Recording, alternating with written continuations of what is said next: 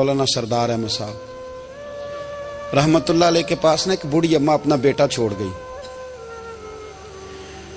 तो हजरत साहब ने कुछ 2, 4, 5 महीने रखा। तो बाद में उसकी अम्मा को बुला के कहा कि भाई तू बेवा है, बेटा तेरा यतीम है, मैं नहीं चाहता कि इसका वक्त ज़ाया हो। ये पढ़ने वाला कोई नहीं, सारे नहीं भाई पढ़ने वाले होते। अब यहाँ उलमा बैठे हैं, मैं बेअदब भी ना हो जाऊं। कुछ पूरे 8 साल लगा के भी आ जाते हैं, सनद भी उनके पास होती है। नाराज ना हो जाना, ये तो सब अच्छे लोग हैं, सनद होती है पर पता पुता कोई नहीं होता। ये आला हजरत ने लिखी है बात, सनद होती है, पूरी डिग्री होती है, उस पर कई लोगों के साइन भी होते हैं। तो बहुत सारे तालिब इल्म ऐसे होते हैं जो मदारस में कहते हैं मैं फाजल फलां हूं, लेकिन कोई शय पास। तो मौलाना सरदार अहमद साहब मुहद्दिस आज़म पाकिस्तान रहमतुल्लाह अलैह उस बूढ़ी को कहने लगे तेरा बेटा कौन देना है, पढ़ना पढ़ाना इसने कुछ भी नहीं, तो यतीम बच्चा है, कल को तू कहेगी कि मेरे बेटे ने वक्त ज़ाया किया तो वापस ले जा। बूढ़ी अम्मा रोने लग गई, कहने लगी मैं पढ़ाने तो नहीं लाई थी, मैं तो आपको रब का वली समझती हूँ, मैं तो नौकरी कराने लाई थी। नौकरी हजरत अनस बिन मालिक कहते हैं मेरी अम्मा भी हुजूर की बारगाह में दे गई थी। तो हुजूर की बारगाह में ये नहीं कहा था कि या रसूलल्लाह पढ़ा दें, हाँ हाँ मैं जिम्मेदारी से बात कर रहा हूँ। ये नहीं कहा था हुजूर मुजाहिद बना दें, ये थोड़ी कहा था कि या रसूलल्लाह सल्लल्लाहु तआला अलैहि वसल्लम से मुफस्सिर मुहद्दिस मुहक्किक मुफ्ती बना दें। हजरत अनस की अम्मा कह गई थी सोनिया जब तक ये रहेगा ना आपकी नौकरी करेगा, ये घर के काम काज करेगा, ड्यूटी करेगा, हुजूर ये आपकी नौकरी करेगा। तो मेरे महबूब ने फिर दुआ कर दी, अल्लाह इसे बरकत अता फरमा। तुम समझता है खिदमत वाला खाली रह जाता है? जितना जायका खिदमत वाले को मिलता है, जो उसके नसीब में आता है, वो किसी का नसीब कहां भाई। हजरत अनस कहते हैं हुजूर ने दुआ कर दी, बरकत की। मुझे तो खेती बाड़ी आती भी नहीं थी, पर लोगों के बाग में साल में 1 दफा फल लगता था, मेरे बाग में 2 दफा लगता था। हुजूर ने दुआ कर दी अल्लाह इसे औलाद दे। फरमाते हैं मेरे बेटे, मेरे पोते, मेरे नवासे, मेरी बेटियां, फरमाते हैं मैं जिंदा हूं और मेरी 100 औलादे मौजूद हैं। परेशान हो गया 100 सुन के बच्चे 2 ही अच्छे, 100 औलादे मेरी मौजूद हैं। हजरत अनस बिन मौलाना सरदार अहमद साहब के पास ना छोड़ गई बच्चा, कहने लगी हजरत जी मैं को पढ़ाने के लिए थोड़ा छोड़ गई हूँ, मैं तो इसलिए छोड़ के गई हूँ कि आप मेहरबानी करें, खिदमत कराएं। तो हजरत जी कहने लगे कोई ऐसा काम ही नहीं, खिदमत वाला क्या कराऊं। कहने लगी पट्ठे पवा लिया करो जी। हूं लड़ पेंदे ने, कहने ने बच्चे काम कर दें मदरसे का। हालांकि अब कहां बच्चे काम करते हैं, अब तो गुजर गया दौर, अब तो बच्चे काम कराते हैं। अब बच्चे भी नाराज हो रहे हैं, घूर घूर के देख रहे हैं। सही कह रहा हूं आपको, बच्चे काम कराते हैं, बच्चे कहां काम करते। कहने लगी ये चारा डाले करेगा आपकी भैंसों को। तो हजरत ने उसको कहा कि बीबी चारा मेरी भैंसों को डालने के लिए मैंने बंदा रखा हुआ है, तो तू जा ले जा। कहने लगी हाथ बांध के हुजूर मेहरबानी करें रख ले, चारा डालेगा। और पुत्र तवज्जो से चारा डालना हजरत की भैंसों को। रोने लगी, हजरत ने रख लिया, महीने का खर्चा भी देते। शाम को ना वो सारा दिन काम करता, शाम को आके पैरों में भी बैठ जाता, हजरत जी लाएं तेल थोड़ा सा, पैर ना दबा दूं। 8 साल साथ वाले पढ़ते रहे, ये बेचारा नौकरी करता रहा, मेरा रूप भी नहीं ते मेरा रंग भी नहीं, और मैनू यार मनान दा टंग भी नहीं। कभी कभी ना हजरत बिलाल हबशी फारग होते ना, तो नबी पाक की बारगाह में अर्ज करते हुजूर कोई काम तो नहीं, सारे हो गए, हुजूर जाऊं जरा, चले जाते। एक दिन सलमान फारसी कहने लगे या रसूलल्लाह ये बिलाल कहाँ जाता है। फरमाया जा देख के तो आ।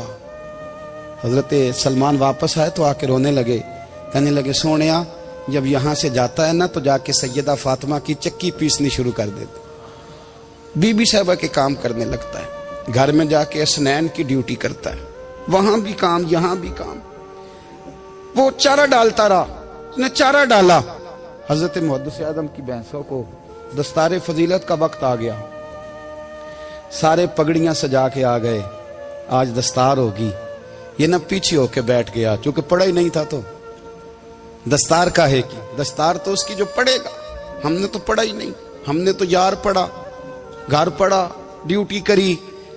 हजरत मुहद्दिस आज़म रहमतुल्लाह अलैह के यहाँ जब ऐलान होने लगा ना कि अब दस्तार होगी, तो हजरत ने पहला ऐलान उसका फरमाया। तो मजान वाला बंदा कपड़े भी कदी कदी बदल देना, वो कहता है जिस हाल में भी था मैं पलट के देखने लगा कि पढ़ा पढ़ाया तो है, कोई शय नहीं।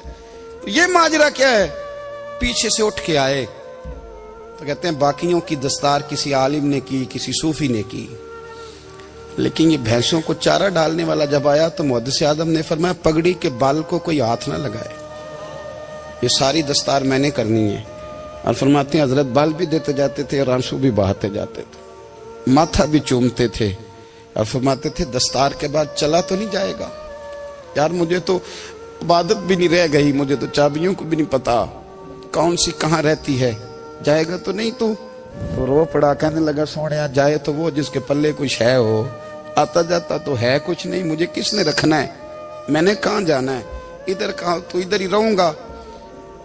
उस तालिब इल्म के सारे उस्ताद भाई कहते हैं उसने दस्तार कराई, पढ़ा पढ़ाया कुछ नहीं, पर जो मसला अड़ जाता था ना, वो जो अड़ जाता था ना, वो जाके उससे पूछते थे तो किताबें खोलने की जरूरत नहीं पड़ती थी। मौलाना अमजद अली साहब आजमी रहमतुल्लाह अलैह फरमाते हैं यकदम आला हजरत का दरवाजा खुला, ये भी मेरे आला हजरत की जिंदगी है, इसे भी देख, यकदम दरवाजा खुला तो बूढ़े इमाम के पैरों में जूता कोई नहीं और आला हजरत सर पट दौड़े। मैं करीब गया, मैंने कहा हुजूर मैं सदके जाऊं, कहां जा रहे हो? कहने लगे किसी ने बताया मेरा मुर्शद का बेटा रेलवे स्टेशन से गुजरने वाला है, अमजद अली देर न कर यार, कहीं शहजादा नाराज ना हो जाए, मेरे मुर्शद का बेटा, मेरे शेख का पोता, यार जरा जल्दी कर। कहते हैं आला हजरत दौड़े रेलवे स्टेशन पे, उन्हें अगर फतवे लिखने आते थे किल के रजा है खंजरे खूंखार बरकबार, तो वो ये भी कहा करते थे कैसे आकाओं का बंदा हूं रजा, बोल बाले मेरी सरकारों के। दौड़े गए रेलवे स्टेशन पे और बूढ़े शेख सदरुल शरिया कहते हैं मैंने कहा हुजूर मैं ना चला जाऊं? कहने लगे ना पुत्र, मैंने बड़ा नमक खाया उस घर का, मैंने बड़ी नौकरी करी है, मेरी अपनी ड्यूटी है, तुम्हारी तो नहीं ना। मेरे शेख फरमाते रेलवे स्टेशन पे हजरत खड़े हैं तो एक मुसाफिर उतरता, उसके करीब जाते अदब से सलाम लेते तो कहते मारेरा शरीफ से तो नहीं कोई आया? कहते वो मुसाफिर गुजर जाता, दूसरा आता तो फिर करीब जाते, कहते वो उसके आस्थाने से तो नहीं आए, उधर से तो नहीं कोई आया। कहते सारे गुजर गए, जिन मुसाफिरों ने उतरना था उतर गए, ट्रेन चल पड़ी। तो मैंने कहा हुजूर किसी ने आपको गलत इत्तला दी थी, शहजादे तो आए नहीं। कहने लगे यार इत्तला गलत थी या ठीक थी, पर यहां तक आने का मजा बड़ा है। आप समझ सकते हैं आला हजरत के दो बेटे हैं, हुज्जतुल इस्लाम मौलाना हामिद रजा खान साहब और मुफ्ती आज़म आलम इस्लाम, दोनों शहजादे इतने बड़े शहजादे थे कि दोनों अपने अपने वक्त के सबसे बड़े मुफ्ती हुए। ये भी तो मेरे आला हजरत है ना, इसको भी तो जरा समझो ना। खुशकी और फिर खुशकी और फिर खुशकी। एक दिन पीर साहब ने कहा, नूरी मियाँ साहब, क्या अहमद रजा यार वो भैंसें रखी हुई हैं तो उनको ना गीदड़ आके तंग करते हैं, तो दो कुत्ते मिल जाए ना कभी, तो चलो रात को पहरेदारी करेंगे, दो कुत्ते मिल जाएं। मैं अक्सर सोचता हूं कि आला हजरत तो आलिम थे, उनका कुत्तों से क्या लेना देना। हजरत जी आपने कुत्तों की बात करनी थी तो किसी दुनियादार से करते, दो कुत्ते मिल जाएं तो जरा जानवरों की देखभाल करेंगे। फरमाया हुजूर सवेरे ही आ जाएंगे। भाई आपका तो ये शुगर लेनी, तो आप कहां से लाएंगे? दिन चढ़ा तो दोनों बेटों के गले में रस्सियां डाली। आला हजरत को सिर्फ आप फतवे की रोशनी में देखते हैं, आपको उस शख्स के दर्द का नहीं पता, उसके जायके का नहीं पता, वो किस स्टेज का आदमी है, स्टेटस क्या है तरीकत में, शरीयत में, इश्क में। दोनों शहजादों के गलों में रस्सियां और पकड़ा हुआ है। तो नूरी मियाँ साहब कहते हैं मैं चारपाई पे बैठा था तो नीचे बिठाल दिए दोनों बच्चे, मैं उठ के खड़ा हो गया। मैंने कहा मौलाना ये क्या? कहने लगे हुजूर ड्यूटी भी करेंगे और रोटी भी नहीं मांगेंगे। जिन्हां तना विच इश्क न रचिया कुत्ते ना थी चंगे, मालक देकर राखी कर दे साबर भुखे नंगे। किधर गया ज़ौक़, किधर गया वो दर्द? और फिर जब बारी आई रसूलुल्लाह के प्यार की, जब बारी आई नबी पाक की मोहब्बत की, तो फिर फाजिल बरेलवी का कद अगर लिखने में कमाल है ना, तो महबूब के प्यार करने में भी कमाल है। उन्होंने ना सारी जिंदगी, यानी सारी जिंदगी ये कह के गुजार दी कि इश्क तेरे सदके जलने से छुटे सस्ते, जो आग बुझा देगी वो आग लगाई है। एक सैयद साहब थे, मकान बन रहा था आला हजरत का, तो सामने ना बिल्कुल लाइब्रेरी थी।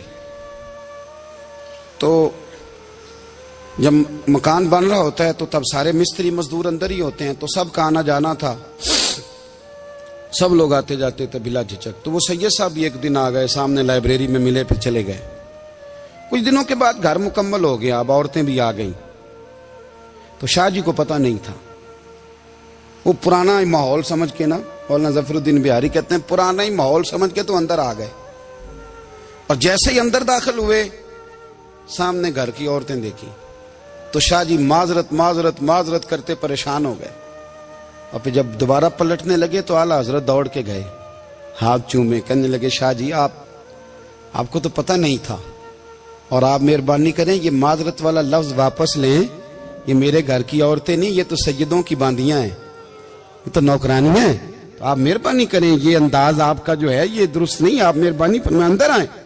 और फिर सारे खानदान को लेके पर्दे के पीछे खड़ा किया और कहने लगे शाह जी को गलती लग गई, उन्होंने हमसे माजरत की, अब हम सारे मिलके उनसे माजरत करेंगे, इसलिए कि ये रसूलुल्लाह का खानदान। यार थोड़ा बहुत 2-4 लफ्ज जिस बंदे को आ जाए ना, 2-4 लफ्ज, मैं जाती तौर पे ना आपको पता है, मैं तो